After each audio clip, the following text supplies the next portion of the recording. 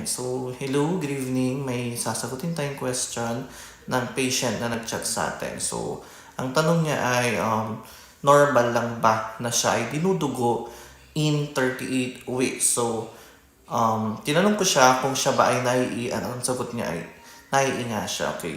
So, pag kayo po ay pagpasok ng 37 weeks, ibig sabihin, pwede na po kayong manganak kasi 9 months na po kayo. So, pag kayo po ay usually kasi pag mga ganon, 2 cm or 2 to 3 cm, so medyo masikip pa po. So pagka-IE, nagkakaroon po kasi dyan ng pagkagasgas or pagka-stretch doon sa may cervix niyo. So nagkakaroon po yun ng bleeding. So hindi naman po kaagad-agad ay nagkakos siya ng bleed. So minsan, nagkakaroon po ng brown discharge. Yun po yung dahil sa pagkakai or yung discharge na blood po yun. So,